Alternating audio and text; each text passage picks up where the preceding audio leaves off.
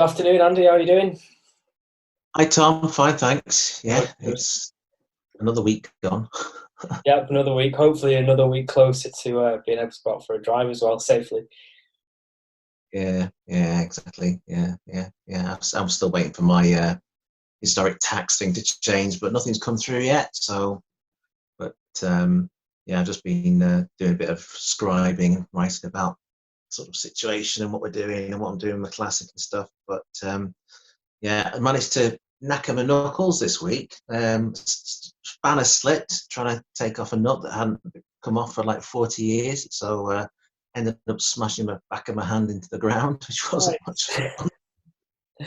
So I Um, haven't done anything days. So I've like bruised it. So I think absolutely everyone's been in that situation. I know when I put the fuel pump on the ZA, it would have been pre-lockdown now. It was cold, obviously, and you've got a screw that won't turn. So of course you drown it in WD-40 is what you do. Stick the yeah, screwdriver on it while you're holding the fuel pump in your hand. You turn it, slips straight into the side of my finger. yeah, Um, that's it. you can read all Yeah. about that next week. Actually, in Classic Right. Car Weekly, that's due to be in next week. Just a quick tip for people. There's a few magazines giving away some freebies at the moment. I noticed Magneto magazine, they have released issue 4. I think they're on issue 8 or something now, but they've released an older issue of Magneto free online on their website. And then there's DuPont Registry. If you're into mad, wild kind of millionaire cars, DuPont Registry have actually released free one of their free magazines. I don't know how old it is, but it's fairly recent. So if people look online, there's a few freebies knocking around for different magazines. If people want to have a gander. In fact, if you've ever seen on YouTube, there's a great piece, regular um, download onto YouTube. I don't know who does it, but it's old car reviews from Thames Television from about 1973-ish. It seems to start up to about 1979, and they are pretty much pre-Top Gear kind of car reviews. And in quite a few of them, they take these 1970s Avengers or Talbot Horizons or whatever, Morris Marinas, and they take them to a race course somewhere and test them on a race course on the infield of the race course. And that's their road test. And they have a camera in the middle. The camera just pans around and watch them drive around while they've got a radio mic on. There's lots of interesting stuff to keep a lookout for on YouTube, especially. Yeah. Yeah, definitely. Good resources for us as well because when you are writing about cars as well, it's nice to just reference what was said about them at the time as well. It's like things like how much they Yeah. cost new and what the equivalent was, and then Yeah. what was being said about them as well. And you'd often find, I think, that things that weren't quite as well received at the time are quite cherished now, and vice versa sometimes as well, which it's really cool to Yeah. see how things change. Speaking of our classics as well, what sort of stuff can we expect to read about with the VW? Well, been writing about the last one I've just written for Classic Car Weekly is about the job of basically taking the front bumper off it and returning it to standard, because my car was used by the head of photography of the Royal Netherlands Army. And that's where I bought it from last July. And he used it at weekends for a fun vehicle to shoot wildlife photography. And he'd entered it for a rally at one point in Transylvania called the DAC rally. And he'd had a massive winch fitted onto it. And you imagine the car would probably just tip over. It's kind of not heavy. I took the thing off. It pretty much dropped on my foot. There's nothing you could do with it. No way of supporting it. It was that heavy. That was a bumper, a modified bumper and a winch. So it's all about taking that off. And a lot of the front of the car have been modified to accept the winch. So putting back original bits to kind of make sure the front of the car looked like it did from the factory, really. But and I managed to sell on the winch to somebody else that had an Iltis. So my VW Iltis now has got a front which looks factory rather than having this big winch on the bloody thing. But yeah, I don't know. It's so heavy. You can't. You imagine it would reduce the speed limit by 10 miles an hour at least, because you never expect a weight of such of such magnitude on the front bumper of a front-engined car. Yeah. It's just bonkers in terms of handling. You're trying to drive the thing, but anyway, somebody did it. I've taken it out. Yeah, absolutely. No, not even in the same league. But to find putting the bumpers back on the Magnette with all the grommets and things have to be in the right places and the way nuts and bolts go in, and the fact that's quite not heavy but awkward to put on. And fitting a bumper is not as straightforward a job as just sticking it in and bolting it back on, is it? Really, there's a bit of thought and a bit of swearing involved, isn't there? Well, there's loads of restorations that have been spoiled, particularly when I've seen air-cooled VW Beetles when they've been restored, in getting the bumper hangers, the brackets correct, so that the bumper actually sits so that it's actually in line with everything else. You tend to see alignment issues on old Austins and Morrises, don't you, where you see, even where the indicators have been added in the 70s for better visibility, you'll notice that one indicator is slightly higher than the other, or it's not in line with something else, or the bumper kind of like sloping down, but the brackets look right, but the bumper's sloping. And that alignment to the look of the car is really kind of something that people miss. When you're on top of it, you can't see it, so you've got to stand back, haven't you? Yeah, and when you go to a show as well and you see them in a line, car shows, you remember them? You see them all in a line, and that's when you see them at different heights. You see a straight one and a wonky one. Yeah. And the wonky ones probably aren't that obvious until you put it next to a good one. So, yeah, not an easy job. No, although in the last year, I've seen a couple of, just in the last year, I've seen a couple of cars, one at an auction, and it was a Jensen Interceptor, I think, and which had a well-known owner. Can't remember the details. And there was also an old Mark 1 VW Scirocco I saw at a show, and the whole front radiator grille was actually completely out of alignment with the bottom edge of the windscreen. So the whole front clip of the car was completely out of alignment. So when they put it on a jig, or when they've actually done the bodywork on it, nobody's checked. And these things are finished and driving, and yet one side of the car is up in the air and one side isn't. And that's on high-end kind of restorations. So, Yeah, bit of a shame, really. Speaking of the Hour Classics, obviously I've not been able to do anything, so I've been going through the history file to mine, because I don't know if you know the story behind the ZA, but it was my dad's, and then I got it when my dad died in 2014. So my mum has, I wouldn't call it a comprehensive history file. It's not one of these where you have the car in 1956 and every MOT is logged, but there's just some nice little personal bits. So you've got, obviously, I'll just show you here, you've got the workshop manual, which I'm not sure is the original one or not, but it smells nice and old, which is always a good thing when you open it. And then you've got just this little bit here, which isn't a great amount of history, but it's really interesting. And then you've got my invoices there, which we won't look at because they make me cry. So interesting bit here was there was a letter from someone at the MG Owners Club. If you just bear with me, because I lifted it out and got it in order, and then lo and behold, I put it somewhere. I'm not, when you put something in order and then you lose the place. My car came with virtually nothing except a bill for €2,000 from having had some work done in Holland on the ignition timing system. And he spent €2,000 on things that my mechanic said he shouldn't have had to spend two grand on. But that's all that came with it. But it's nice if you get stuff with the car, just for that bit of history anyway, especially for selling on things, but also clues. I know that my dad bought a motorbike recently and found out it belonged to one of the chief Jaguar designers based in Coventry, and I can't now remember who it was, but yeah, this motorbike ended up. Anyway, we managed to contact the family and find and trace some information about it. I even found it on the internet. But yeah, it's interesting. You can find out why people owned cars or vehicles in the past and what the use was and all that kind of stuff. But what have you found it? Right, well, this is a good one. From the MG Owners Club, there was a letter to the owner before my dad, dated the 24th of the 2nd, 1981. Now, I'll omit the guy's name just in case, but basically the story goes, he bought the car, took it home, and his missus said to him, get rid of that. So it ended up with my dad, and this letter is from the MG Owners Club, and it says, your letter received, a Z Magnette sounds just what you want. watch the MGOC newsletters, Exchange of March, Motor and Classic Car, etc. He's basically described what sort of thing he was after, and then the reply came, said Magnette. So that was the 24th of February.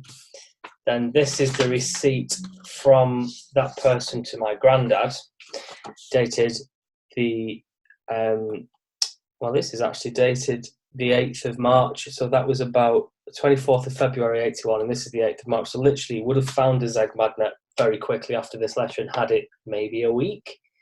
And it just says, received the sum of £625 in full payment for a ZA Magnette, plus further £10 as payment for workshop manual. And then it says transferred to William, my dad, 29th of April 81, which was his birthday, which I'm not convinced that was the actual date, but it's just my granddad would have liked to have said that's a birthday present. And then 2 years after that, it was their wedding car. And then a year after that, it was off the road and has been since. So that's it's my job now. I wish it was only 625 quid to get it back on the road. Yeah.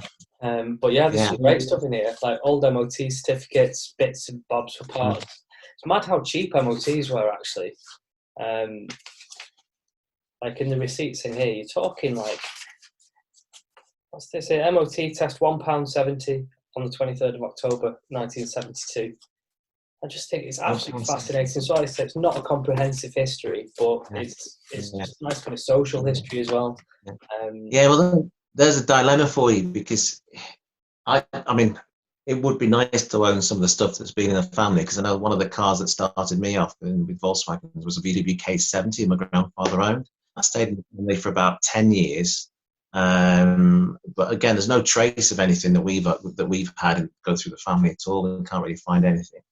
And I've not owned anything that's been in the family. But there's a dilemma. If you've got something that's got a connection, it's great to have that, and you've got that heirloom. And then there's that other situation where you acquire a vehicle, you have fun with it, and you sell on and move on to something else and all that kind of stuff.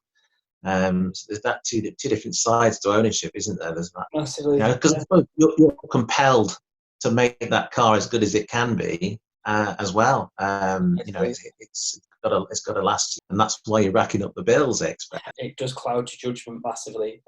Originally, I wanted it for our wedding car, but time beats to it. I couldn't make my wife wait however long this is going to take. So we had a really nice Daimler in the end up in Edinburgh. That was really, really good. But yeah, it does cloud your judgment a bit, because I think if it hadn't been a sentimental item, you'd look at the work that needed doing and you'd just think, walk away. It was definitely okay. It looked fine on top, but as soon as you go underneath, it's like tissue paper. Not anymore, but it was. But once you started, you sort of think, well, I've gone this far, I need to carry on, really. I was going to say, they're a good-looking car, those MGZA. What year is it? 56. We're at the stage now where basically it just needs putting back together and hopefully driving. So, we'll see what happens. But the point you made about family cars, my dad had a midget around the same time, and I found the same midget up for sale about 2 years ago. And I did think, I'm going to swap mine for it, just do a part X and pay the difference. And I did let it go in the end, because you can't chase every single one. Otherwise, you just, Well, that's, we were saying before, we talked today about, there was the Austin 7 Chummy on Car SOS the other night. And that was a car that the guy had owned 50 years ago, and then the son and daughter had found this car in a museum and managed to sort of buy the car unknown to their father, who'd owned it 50 years previously. And that was the car they did up and then presented to at the end. But that was an interesting story. But I mean, I don't think my dad's Talbot or Chrysler Avenger, whichever one he had, or the Hillman Imp he had, or my grandfather's Austin Cambridge, I don't think they kind of exist anymore. But yeah, I mean, for that car to still be around and survive in that museum has probably been its saviour, really. But yeah, an Austin Chummy. I'm not sure that I'd quite fancy driving that on a regular basis. Yeah, it would no doubt be fun. It'd be a learning experience. I'd have to learn how to drive it. Just quickly on a side note before I lose track, like we were talking the other week, how I'm normally a stickler for keeping things original. I did really appreciate the colour change this time because it was the colour that he painted it when he owned it, so they changed it back Yeah, to yeah. yellow. Normally, I'm like, no, you don't change the colour of the car. But anyway, but yeah, speaking of driving it, it would be so much fun, but I can imagine you get very stressed on the way to the supermarket with people it's close I behind mean, you, honking at you. yeah, I think what we're talking about here is driving it not necessarily now, but also in period as well, because Yeah, even back, well, the guy had it 50 years ago on the road in '68 or something, and traffic wasn't as heavy. But even in the 1930s, 1940s, post-war, you've got a lot of bigger things on the road. Um, uh, but today, I mean, you'd probably trailer something like that to a show. yeah, If you were doing more than 5 or 10 miles, that's what you'd probably do with it, I expect. If you wanted to do a quick run to this corner shop, maybe, yeah. yeah. But Yeah. So you or I would drive it from our homes to say Ormskirk Motorfest, but we wouldn't take it to Tatton without trailering it. It's like, yeah, yeah. I mean, in some ways, I was saying to my wife about it. It's a bit like it's almost like it's almost like a motorbike and sidecar, but it's just a sidecar with four wheels because yeah, it's yeah, that kind of size. And if you treat it a bit like a motorbike in some ways, but you haven't got the protection of a motorbike. Motorbike can move, with quite a lot of agility out of the way of something essentially. But the brakes on those things, the cable brakes, and just the visibility. I mean, again, they yeah, changed from the red that it was to bright yellow, which you'd had it 50 years ago. I mean, bright yellow is a great colour for being seen on the road, isn't it? yeah, They did an upgrade on the lights, which is a good addition to the car, especially if they're actually you can take it back to what it was, the original spec, by taking those off and fit it in a way you can take them off. yeah, Um, that there's a friend of the family who has a Bentley and a couple of other classics, and he's added LED lights to his cars, his classics, or a couple of his classics, including the Bentley from the late 40s, early 50s, coach built Bentley. And I don't know. It kind of divides me as to whether you put that on or not, where you fit LED lights. Um, I don't know. It was really weird. If you're looking at something like that, I'd like to see it original. But then again, if you're driving it to a show, you want it to be safe, so you want something a bit brighter. Um, yeah. There's the issues you never know, do you? I mean, I would probably say it probably comes down to how often you're driving, what you're driving it for. For example, seat belts, indicators, like the Magnette, for example, is on semaphores, and at the moment, I intend to keep it that way because it's a period feature. It's unusual. I like it. But if you're driving all day, every day, it just takes one person not to see or not to be aware of the situation, and then you've got an incident or a situation. it's that balance between history and safety, and Yeah, trying to keep I that mean, balance. probably a debate for another day, this, but it's sort of things like unleaded conversions. Do you even go down the electric route? Things like that. And these are discussions people are going to have in the Yeah, future. How far do you go to yeah. keep it going? Or do you admit one day, right, okay, this is a museum piece now? Well, it's where you draw that line, really. But it's part of that debate, isn't it, with making classic cars electric and putting electric Tesla motors in them and this kind of thing. Um, I know that electric classic cars, they've got a TV show coming up soon called Vintage Voltage, and I'm wondering whether they would address that issue. But certainly with the transition of taking a fossil fuel motor out of a classic and putting in an electric motor, there's a lot going to be happening with that in terms of how far do you go, what do you do with the original engine, crate it up and hide it somewhere and sell the vehicle and sell it with the car.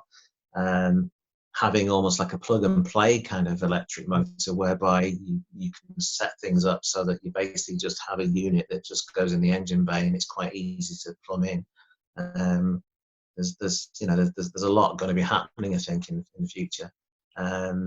I'd be interested to see if that vintage voltage TV show, which is coming out in the coming months, I think it's introduced by, is it Peter Greaves, who is on YouTube as Petrol Ped.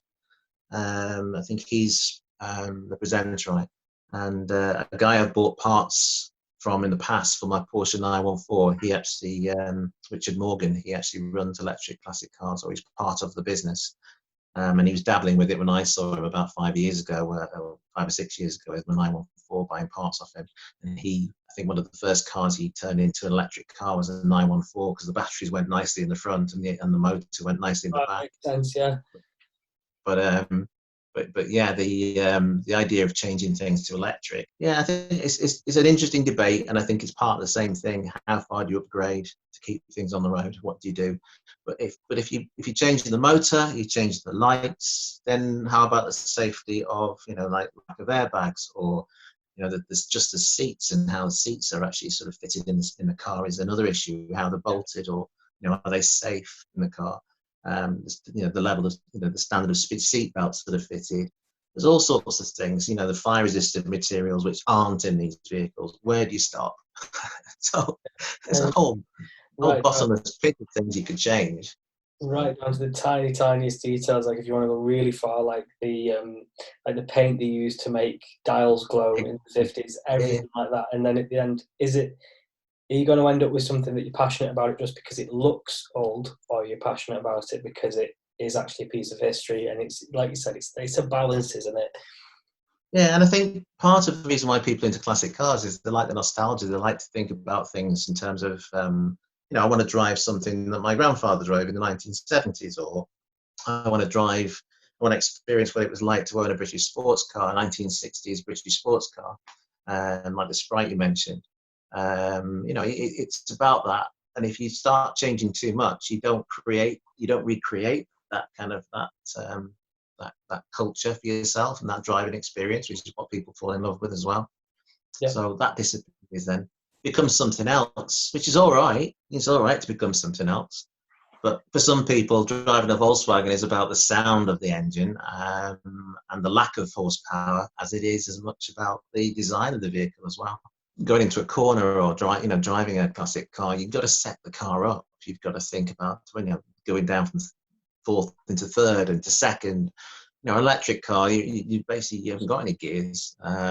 You haven't got that experience of setting the car up. You're not driving it the same way. I'm sure there's different ways of using the torque in an electric vehicle and the motor and stuff, but it's not quite the same as that. So. But yeah, I mean, everybody's different, but it's just wondering where the thing's going to go, where this market's going to go, what people are going to do. Yeah, I know that most of the stuff that we cover on MUNDIAL, we're covering 75% of the vehicles on that are electric. All the new stuff really is electric.